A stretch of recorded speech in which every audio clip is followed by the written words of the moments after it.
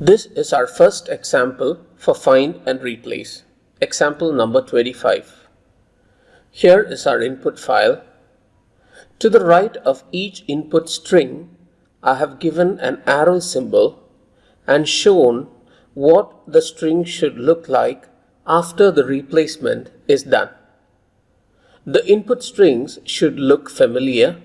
These are pixel resolutions for monitors.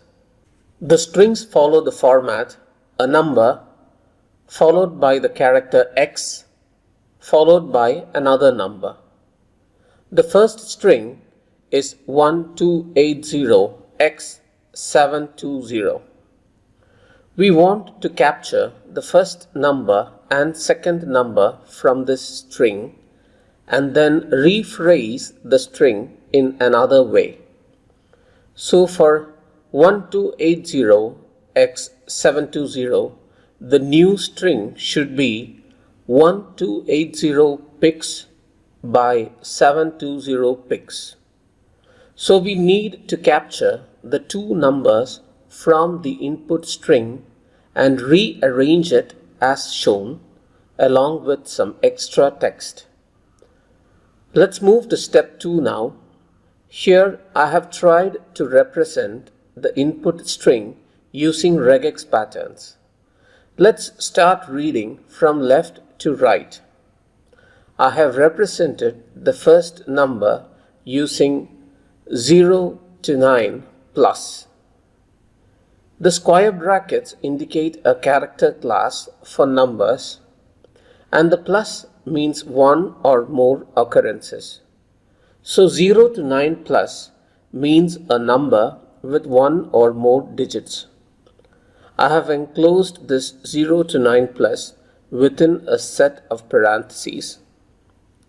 Earlier, we learned that parentheses can be used to segregate groups of characters or symbols together as a single entity. In the context of the current example, the parentheses also serve as a capture group. That is, it helps to capture the pattern represented by 0 to 9 plus and assigns a particular number to it, number 1.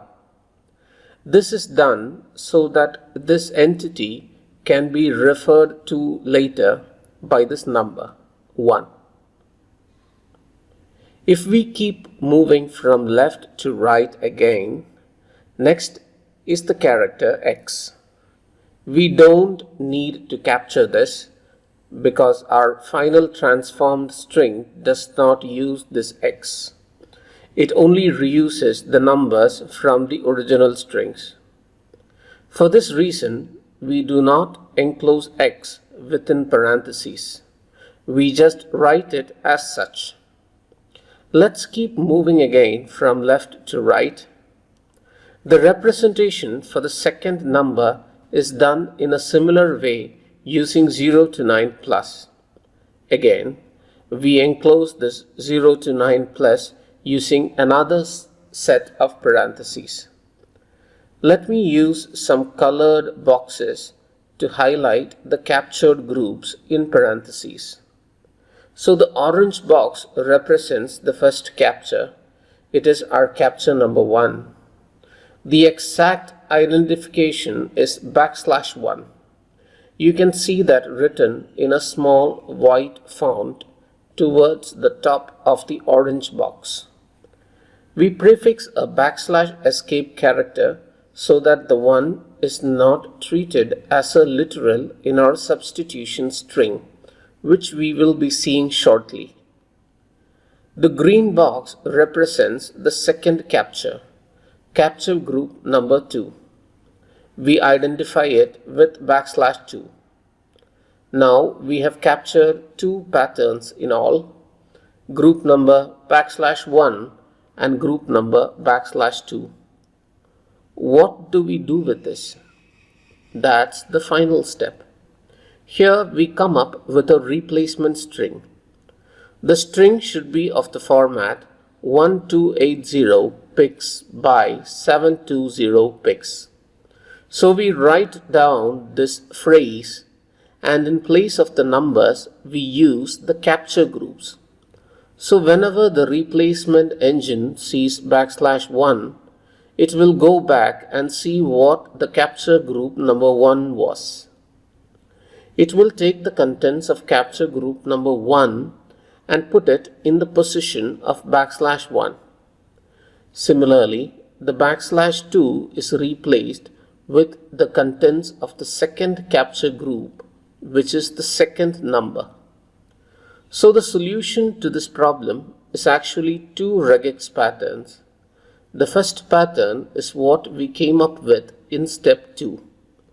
The second pattern is our substitution pattern, which we came up with in step 3. Let's see all of this in action now. Let's bring up our Linux terminal.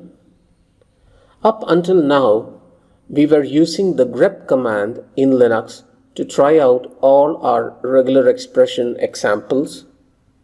But from this example onwards, we need to do a find and replace. The grep command will not suffice. We'll look at another Linux command, sed. Sed command can search for a pattern and replace it with a substitution string, all in a single line command invocation.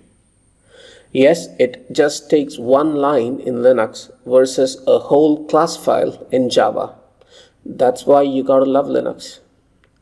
So the format of the sed command is sed -r, the letter s / the search regex pattern / the replacement regex pattern, followed by another / and the letter G.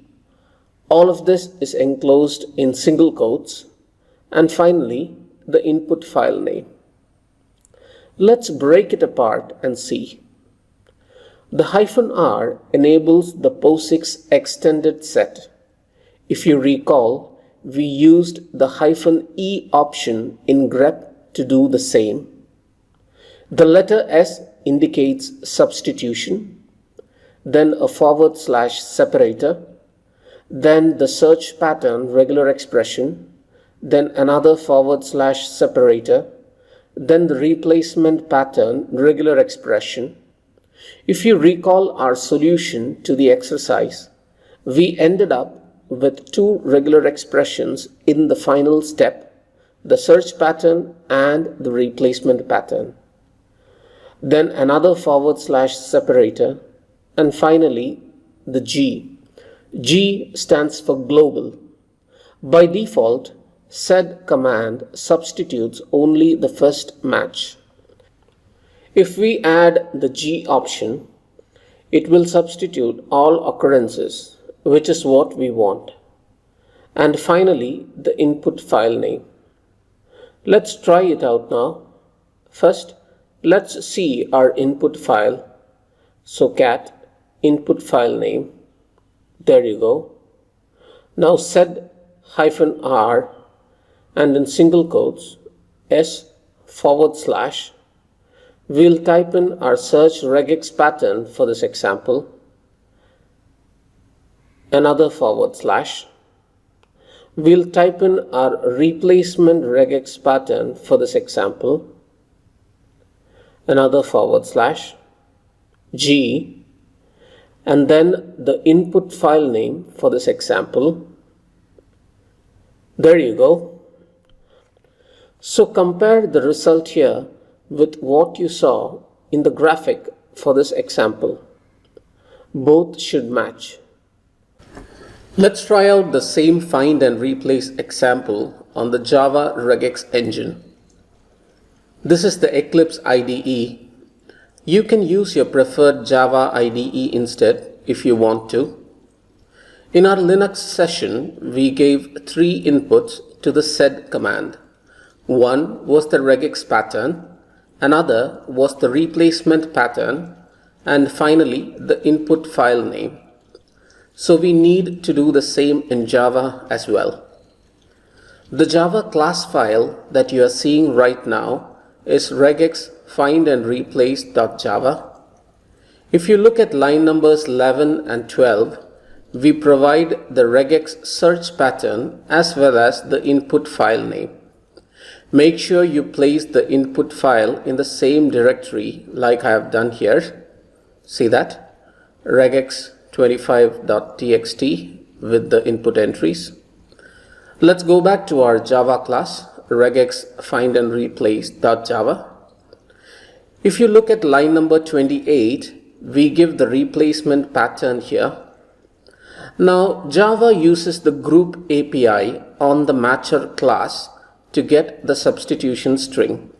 So instead of \1, we have to do a m.group of 1 in Java. So we have to do some string manipulation here to frame the replacement string. This code uses two library classes from the regular expressions library that ships with Java, the matcher and the pattern class. So how this code works is, it reads the input file line by line, then for each line it matches the regex pattern against the current line. If the pattern matches, then that line is selected for doing find and replace. So let's run this program. Right click, run as Java application. Done. You can see the output here in the console. Note that the results that we got here in the output match the replacement strings that we saw in the graphic for this example. So this is how a regular expression find and replace is done in Java. For all subsequent exercises, it is going to be the same drill.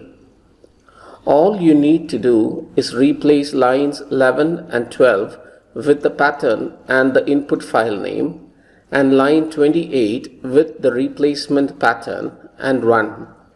No need to change anything else in this code. This class file as well as all the input files are there in the resources zip file available for download along with this course. That's it, and I'll see you in the next session.